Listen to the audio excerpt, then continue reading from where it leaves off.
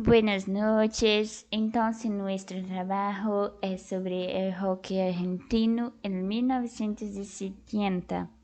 Y los académicos son Bruna Borba, Gustavo, Lilian Lara, Mayara, Nicoletti y Nicole Fontana. En el inicio del hockey argentino en 1970, ha tenido una evolución constante que duró en las décadas de 1970 y 1980, donde trae especialmente después de la guerra de las Maldivas, donde cristalizó en una novedad de características y en un movimiento de estéticas bien definidas y un reconocimiento internacional. La década comienza con el nacimiento de las bandas antológicas lideradas por quienes se convirtieron en los grandes referentes del rock argentino: Pescado Rabioso, de Luis Spinetta, y sus géneros duros encabezados por Charly García junto a Nito Mestre. Pescado Rabioso, exponente del rock más rudo, y sus géneros que amplió horizonte con el rock acústico. Fueron ejemplos de composiciones musicales innovadoras acompañadas de letras poéticas. El rock a principios de los 70 era considerado un rock más pesado. Entre las bandas se encontraba Pescado Rabioso, Los Day, Papos Blues y Billy Bond, y la pesada de rock and roll.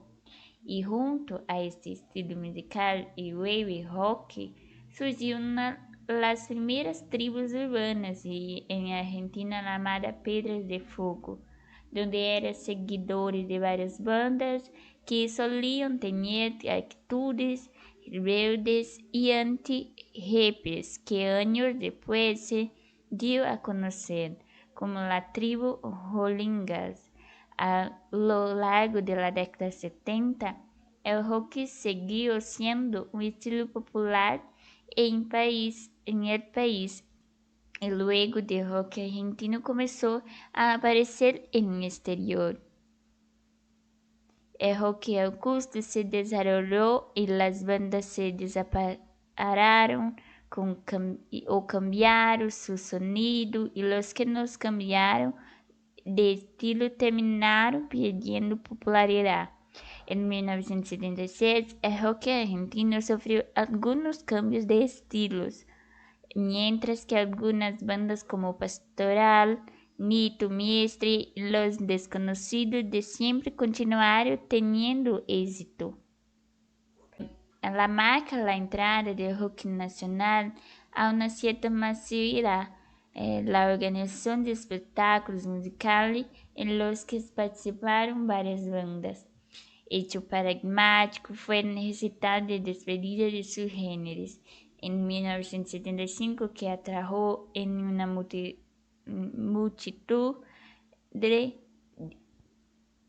jóvenes la fuerte movilización política y establecimiento de una sangrienta dictadura militar.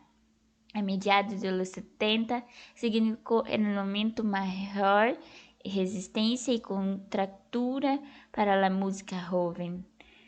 Así, grupos como T-Bird, Machine y Cero Girán, ambos liderados por Charly García, Invisible de Luis Spinetta, y solistas como León y Gieco, se convirtieron en referentes no solo por el compromiso social de sus letras, sino también por la renovación musical. Ellos introdujeron rock durante lo cívico-militar. En 24 de marzo de 1976, el gobierno democrático de María Estela Martínez de Perón fue derrocado por un golpe de Estado cívico-militar que se autodenominó Proceso de Reorganización Nacional, abriendo uno de los períodos más oscuros de la historia argentina, marcado por la represión, censura y la masiva desaparición forzada de personas. El rock argentino, al igual que la sociedad en su totalidad, sufrió el periodo de mayor censura de su historia. Era percibido como de carácter subversivo por los militares, y en un discurso de 1976, el almirante Emilio Massera denunció a sus músicos y fanáticos como potenciales subversivos. Paradójicamente, entre fines de los años 1970 y principios de los 1980, surgieron una grande cantidad de bandas que serían de gran relevancia poco tiempo después. Antes del fin de la década se popularizó el underground en la escena del rock. Varios músicos y bandas argentinas dejarían el país e irían a Estados Unidos o, sobre todo, a Europa, especialmente a España, donde su legado influyó en el devenir del rock en ese país. La música progresiva. Hacia 1973, la banda Contraluz combinó el rock con matices progresivos y folk. Este sería uno de los grupos más influyentes en los años previos al surgimiento del rock progresivo y sinfónico.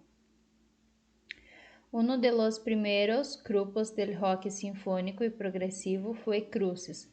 Su música atrajo seguidores en la escena underground, para luego comenzar a tocar en lugares más grandes. Hacia 1975, su música comenzó a tener más éxito, al punto de que el mismo Charly García fue a ver uno de sus conciertos para comprobar su performance, ofreciéndose a producir su primer álbum.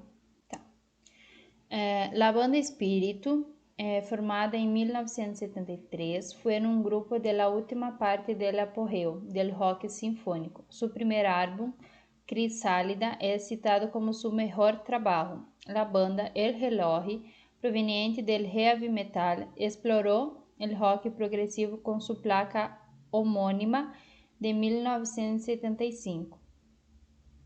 En 1976 surgió la banda sinfónica Alas, con artistas como Rodolfo Medeiros, Gustavo Moreto, Carlos Giganti y Pedro Aznar en su formación. El músico y poeta Luis Alberto Spinetta encabezó su tercera banda Invisible en ese año. El power trío de hard rock progresivo se convertiría en un cuarteto para su último álbum, orientado más hacia la canción y con matices de música autóctona, como la presencia de un bandoneón. Reino de Monte, otra banda de rock progresivo, contaría con Raúl Porchetto y Alejandro Lerner en sus filas. Luego se disolvese sui generis, Charly García formó La Máquina de Hacer Pájaros, otro exponente de rock progresivo. En esa época se formaron otros grupos sinfónicos y progresivos como Tórax, Ave Rock, Ana Cruza y Materia Gris. En este contexto, Arco-Íris continuó expandiendo su folk rock de acero progresivo junto con Contraluz, sería el mayor exponente del subgénero. A pesar de esto, la música continuaría su desarrollo. Grupos como Box Day y Papos Blues mantuvieron su popularidad. Otra banda de heavy metal como Plus hizo su debut en 1976 y mantuvo una importante influencia a finales de la década. La década de los 70 estuvo marcada por una sacudida de las ideas de los íconos existentes en los 60. dando lugar a la aparición de varias manifestaciones más rebeldes, como los festivales de rock al aire libre, la predicación del amor, las drogas y la vida alternativa. La televisión empezó a revelar escándalos y hacer públicos casos que involucraban a personajes famosos. En la música, las discotecas y la música bailable fueron acompañadas de un movimiento de experimentación. En el rock comenzó lo que se conoció como rock progresivo, cuando se incorporaron instrumentos al estilo. Así surgieron bandas como Pink Floyd, Led Zeppelin y Black Sabbath. También digno de mención en la música fue el movimiento punk, que predicaba la anarquía y contaba con grupos musicales como Sex Pistols, The Clash y Ramones. Al mismo tiempo, la década de 1970 representó la muerte de Elvis Presley y el fin de la banda de los Beatles. El rock de los 70 se dividió en dos segmentos principales: los sonidos pesados y rebeldes frente a las innovaciones lindas de la música disco, que transformaron las grandes casas del rock en discotecas. Del grupo de rebeldes que disfrutaban del sonido pesado, nació en heavy metal oscuro, con bandas todavía adoradas en la actualidad, como Judas Priest y Black Sabbath, que rompieron con el ambiente hippie con melodías pesadas y letras aterradoras centradas en demonios, maldiciones o composiciones en disputa. Pescado Rabioso nace en 1971, a partir de la idea del guitarrista y vocalista Luis Alberto Spinetta. Sin embargo, regresó a Buenos Aires en 1971 y con nuevas visiones musicales. Creó Pescado Rabioso en octubre del mismo año, un excelente grupo de hard rock, con letras predicando contra la violencia que crecía en el país y también contra los problemas de los hermanos en relación a la salud, la vivienda y la educación. La formación inicial de Pescado Rabioso fue Spinetta, Black Amaya y Osvaldo. La primera presentación de Pescado Rabioso fue en 5 de mayo de 1972, en el Teatro Metro, antes de participar en el Festival Buenos Aires Rock 2 y realizar varias presentaciones por Buenos Aires y La Plata. Al mes siguiente, actúan frente a 1.200 personas en el Teatro Atlántico, donde consiguen un contrato con el sello discográfico Microphone para la grabación del primer LP.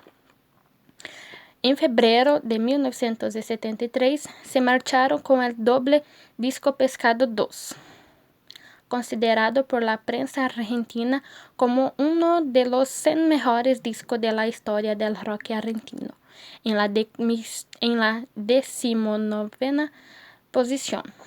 Poco después del lanzamiento de Pescado 2, el grupo se disolvió por problemas internos y con la discográfica, que prácticamente quebró para producir en doble LP de Pescado. Pero, debido al contrato con Microphone, faltaba un disco más y así nació Artaud, que salió a través de un pequeño sello vinculado a Microphone, El Talento. Una de las bandas más pesadas de rock sinfónico en Argentina. El reloj comenzó a principios de la década del 70, cuando Eduardo Freza y Willy Galli deciden buscar músicos para armar una banda. Ellos se encontraban tocando juntos en una banda llamada Lágrimas. Al tiempo de estar tocando, el resto de la banda debió presentarse para realizar el servicio militar.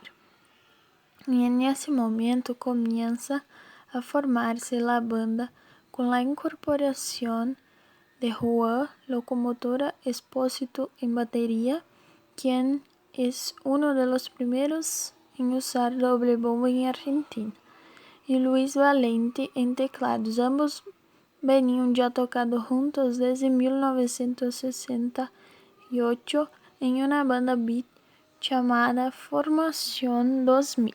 En el año 1970, ya con el nombre El Reloj, la banda toma ese nombre debido a lo ajustados que salían los temas al tocarlos. La banda debuta en el Cine Monumental en 1981, colmando su capacidad con 1.100 personas y dejando gente afuera. Blues del atardecer. En el año 1984, la banda alcanza su pico máximo, vendiendo 100.000 copias. En el año de 1975 se edita El Reloj, el primer disco de la banda, con temas como El Viejo Serafín, el primer tema de la banda, Alguien más en quien confiar, tema que le había escrito Willy a Luis tras una serie de desencuentros, y algunos otros más. En el 11 de agosto de 1995, Willie Garrett, su principal compositor y guitarrista, fallece en un accidente de tránsito. En 1996 se editan los simples y los discos en CD.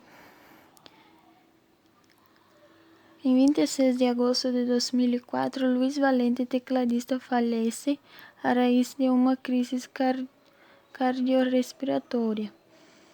En octubre del mismo año, la BMG edita Cronología 1 con un sonido remasterizado. Una nota.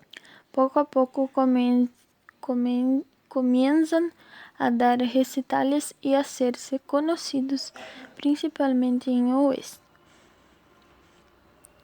Al tiempo, tras la partida de Osvaldo Blanco, se incorpora Osvaldo Zabala, que tocaba en una banda llamada Pero Salado, como segundo guitarra de forma definitiva, presentándose en el Teatro Coliseo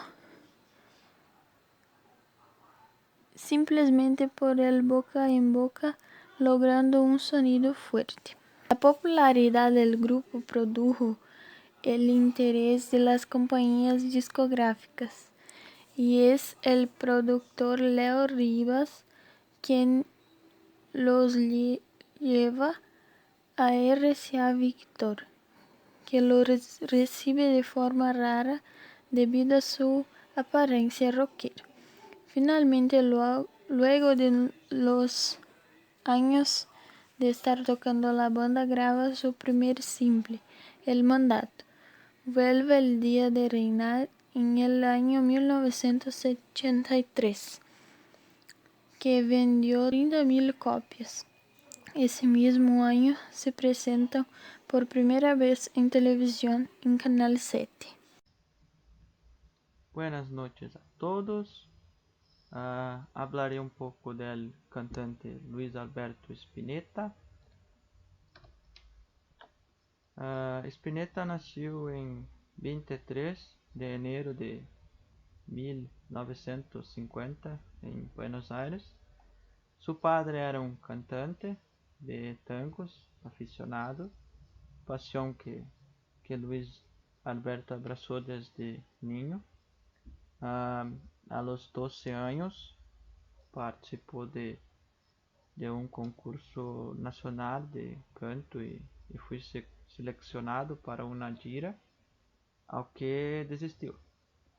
En esa época comenzó a tomar sus primeras y únicas lecciones de guitarra, al que pronto se transformou em músico autodidacta.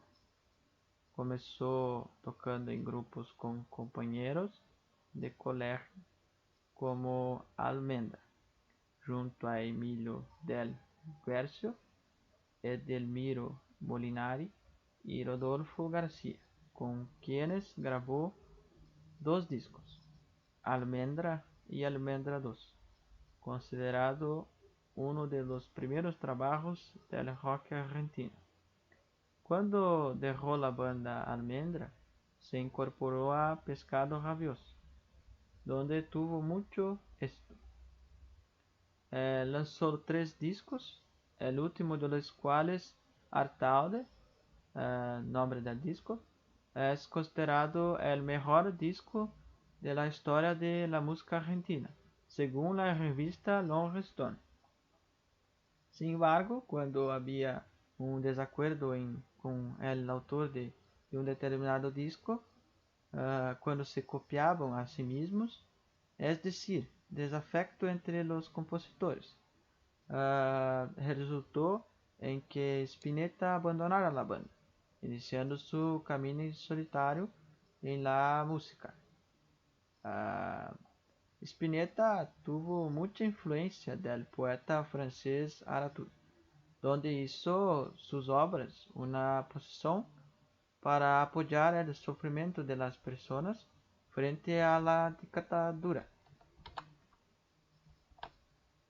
También participó en otras bandas, Invisible, a finales dos años 70, a Spinetta Jade en los años 80 y Spinetta y los socios del desierto en los años 90.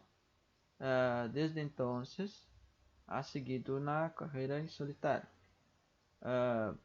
Spinetta, el cantante, compositor, poeta, guitarrista argentino, falleció en 2012 a causa de un cáncer de pulmón.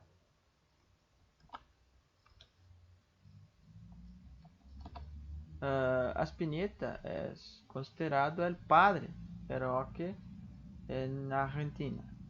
Fue aclamado por haber concebido obras sumamente significativas para la época del régimen militar, así como por mostrar en las letras de las músicas una preocupación por el modo de vida de las personas.